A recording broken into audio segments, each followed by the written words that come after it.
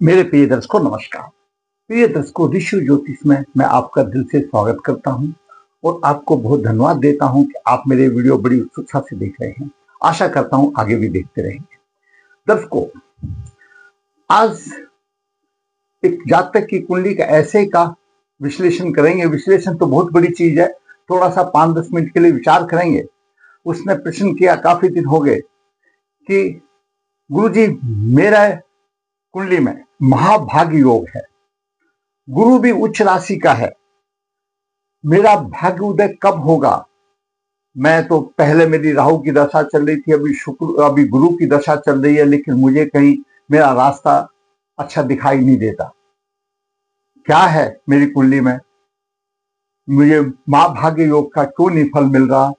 गुरु उच्च राशि में क्यों नहीं फल मिल रहा? तो इन 2-3 बातों पर आपका विचार करेंगे। दर्शकों, ये 12 भाव हैं कुंडली के।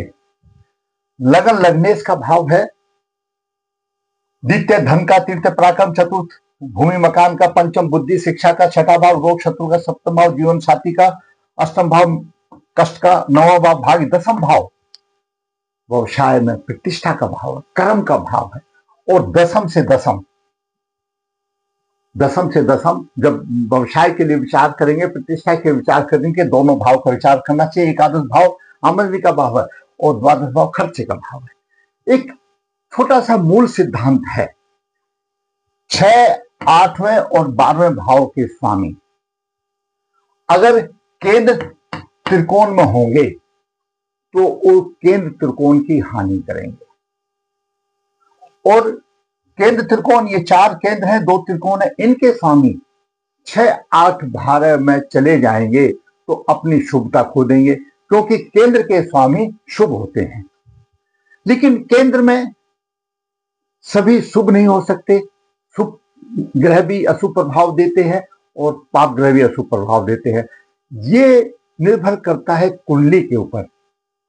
जैसे केंद्र तो पहला भी है, यहां पर शनि सिंह राशि में हो, मेष राशि में हो, परेशानी देगा। और दसम भाव में मकर राशि में हो तो एक अच्छा योग कारक बनेगा।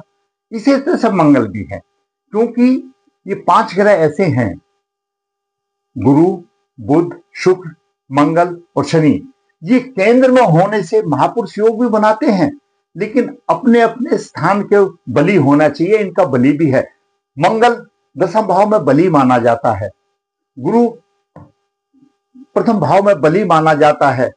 तो इस तरह से अलग, अगर चतुर्थ भाव में बेशक शनि उच्च राशि में भी हो तो भी परेशानी देगा। तो देखना पड़ता है कि ग्रहों की स्थिति आपकी कुंडली के हिसाब से ग्रह कहां पर है, किस राशि में है। उच्च का हो गया तो ये जरूरी नहीं है कोई उच्च का फल देगा, वो अच्छा फल देगा। देखना होगा वो कौन से भाव के स्वामी है, कहां पर है। और फिर रहेगा महाभाग्य योग। आपने हमेशा भी किसी YouTube पर बहुत हमारे साथी बताते हैं महाभाग्य योग की परिभाषा, हमने भी कई बार बताई है। अगर दिन में जन्म हो और लगन और सूर्य लगन, चंद्रमा लगन, ये सब विषम राशि का हो तो महाभाग्य योग होता है। वो बिल्कुल ठीक है, अपने आप में फल मिलता है। लेकिन भाई और भी तो ग्रह हैं, उनका भी तो वर्णन देखना पड़ेगा कि आपकी कुंडली में और भी ग्रह क्या है।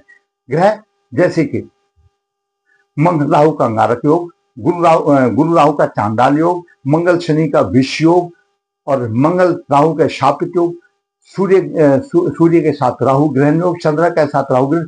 ये ऐसे योग हैं, ये ऐसे स्थान पर होंगे तो पूरी कुंडली के सब शुभ स्थानों का सफाया कर देंगे। वो भी देखना, वो सबसे पहले देखना है। मैंने पहले वीडियो बनाया था, द्वादश भाव में शुक्र आपकी कुंडली बताएगी अच्छा है भला। तो दर्शकों, ये तो योग को कुंडली में, वास्तविक कुंडली में देखने से पता लगेगा, ऐसे ढोल बजाने से पता नहीं चलेगा। तो मार्गदर्शन करते हैं उसका, दर्शक का, जो परेशान है, अपनी वो आशाएं लगा के बैठा है अब मेरा भाग्य उदय होगा, तो क्या परेशानी आ रही है। उसने बहुत उपाय कर लिए, हम भी अपने ज्ञान से उसको कुछ मार्गदर्शन करने की कोशिश करते हैं। आपको मेरा वीडियो अच्छा लगता है तो मैं लाइक अवश्य करें, शेयर करें, और जिसने मेरा चैनल सब्सक्राइब नहीं है सब्सक्राइब करें, ताकि ज्ञानवर्धक वीडियो आपको सबसे पहले मिल सके, और बेल को बजा दे ताकि आने वाला नोटिफिकेशन आपको सहज मिल जाए। दर्शकों, आज का विषय है भाग्योदय कब होगा, प्रश्न किया कैसे होगा। आपके सिर पर न्याय के देवता और पितामह कर्म फल दे रहे हैं। भाई कैसे होगा भाग्योदय, जब आपके सिर पर न्याय के देवता और पितामह राहु कर्म फल दे रहे हैं। न्याय के देवता कौन है, शनि, और पितामह कौन है, राहु। यानी शनि और राहु की युति जब लगन में हो जाती है तो समझो पूरे शुभ फलों का सफाया कर देती है। कैसे हो सकता है भाई भाग्योदय, हम आपको दिखाएंगे इस कुंडली में। जातक का जन्म 21 जून 79 को हुआ, कृष्ण पक्ष द्वादशी कृतिका चरण में एक गुरुवार को हुआ। कृतिका नक्षत्र बड़ा पावरफुल नक्षत्र है। ये अपने आप में व्यवस्थित है, चालाक होते हैं और हर परिस्थिति में ढल भी जाते हैं। मैंने आपको कई बार बताया। और जन्म है दोपहर के 12:05 का। जन्म के समय पर सिंह लगन उद्वा 27 डिग्री है, लगन में राहु 18 डिग्री है, शनि 15 डिग्री है, दोनों साथ साथ सापित योग बना रहे हैं। सिंह लगन अपने आप में विषम राशि है, लगन विषम राशि में चला गया, महायोग हो गया। आगे देखते हैं, सप्तम भाव में केतु 18 डिग्री 35 लेकर के, और चंद्रमा मेष राशि में। चंद्रमा जहां होता है वह भी लगन होता है, तो मेष राशि भी विषम राशि है। ये भी कंडीशन पूरी कर रही है। 37 डिग्री 13 मिनट लेकर के, शुक्र 18 डिग्री लेकर के, मंगल 2:59 डिग्री लेकर के, और सूर्य मिथुन राशि में 5 डिग्री लेकर के, बुध 27 लेकर, तो सूर्य भी मिथुन राशि में है। यानी ये सब विषम राशि में है। लगन सूर्य लगन और चंद्र लगन विषम राशि में होता है तो ज्योतिष में बताया गया है महाभाग्य योग होता है, महाभाग्यशाली होता है। लेकिन दर्शकों और भी तो ग्रह हैं। आपके जो पिछले जन्म की कर्म क्या लेके आए हो, इसमें जितने भी जो भी कुंडली बनती है आपके कर्मों के आधार पर बनती है। आप अपना कर्म तो अच्छा लेके आए, लेकिन आपके पूर्वजों की मुक्ति नहीं हुई है, उसका प्रभाव आपके साथ में आ रहा है। और लगन में राहु और शनि की युति आकर के बैठ गई है।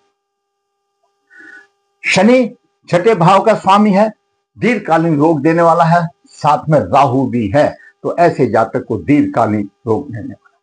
साधारण तौर पर सिंह लगन वाले ये अपने आप को हर परिस्थिति में ढाल लेते हैं, अनुशासन प्रिय होते हैं, और इनका जो स्वभाव है थोड़ा सा अनुशासन करने वाला स्वभाव है। महापराक्रमी होते हैं, धनवान भी होते हैं, तेजस्वी होते हैं, परिश्रम करने से घबराते नहीं है। और लग्नेश एकादश भाव में है, धन की कोई कमी नहीं है, अच्छी सवारी का योग बनता है। लेकिन क्यों नहीं मिल रहा है उसका सवाल बाद में देंगे, पहले थोड़ा सा फल देख लें। चंद्रमा द्वादश भाव का स्वामी है, 9 भाव में है। द्वादश भाव खर्चे का है, अच्छी स्थिति पर खर्च करने वाला होगा अच्छा चंद्रमा। अब बात करते हैं मंगल की। मंगल 10 को 259 डिग्री लेकर के दसम भाव में है, कृतिका नक्षत्र में है।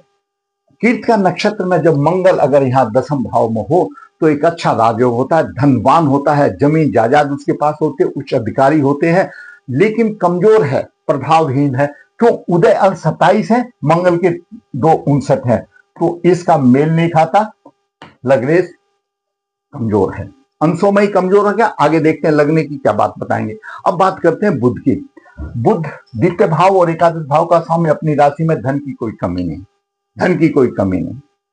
अब आते हैं गुरु की। गुरु दर्शकों पंचम भाव का स्वामी और अष्टम भाव का स्वामी, द्वादश भाव में उच्च राशि का है। मैंने आपको पहले ही बता दिया था कि केंद्र, 4 केंद्र त्रिकोण का स्वामी अगर द्वादश या छठे भाव में हो तो अपनी शुभता खो देता है। रोग और शत्रुओं से हमेशा संघर्ष उसको करना पड़ेगा। ननिहाल पक्ष से परेशानी आएगी और खर्च अधिक करेगा, लेकिन अच्छी जगह पर खर्च करेगा। कुल मिलाकर के यहाँ पर द्वादश भाव में तो क्या कहते हैं, जैसे शिक्षा होती है ना, शिक्षा को जितना इस्तेमाल करो उतनी ही बढ़ती जाएगी। शिक्षा तो देगा लेकिन संतान आदि में परेशानी देगा और खर्चा भी अधिक कराएगा और सभी प्रकार के सुखों की हानि होगी उसकी। तो द्वादश भाव में बैठ करके देख रहा है, यहां पर देखेगा तो घर की भी हानि होगी। यहाँ रोग शत्रुओं से लड़ेगा, नीच दृष्टि से देख रहा है लेकिन उन पर काबू तो पा लेगा, और अष्टम दृष्टि से देख रहा है थोड़ा सा राहत मिलेगी, ये बात भी रहेगी। तो गुरु अच्छा फल कहां देने वाला हो गया, गुरु तो द्वादश भाव में चला गया। अब बात करते हैं शुक्र की। शुक्र रोहिणी नक्षत्र में है, मालव योग बना रहा है, और रोहिणी नक्षत्र का स्वामी चंद्रमा यहां पर है। शुक्र मालव योग बना रहा है, लेकिन चंद्रमा राहु की पंचम दृष्टि से पीड़ित है, तो चंद्रमा भी पीड़ित हो गया, चंद्र लगन भी पीड़ित हो गया राहु की पीड़ित है, तो ये भी विकेट जो हमारा महायोग था वो भी खत्म हो गया और उसके अनुपात में शुक्र भी अच्छा फल नहीं देगा।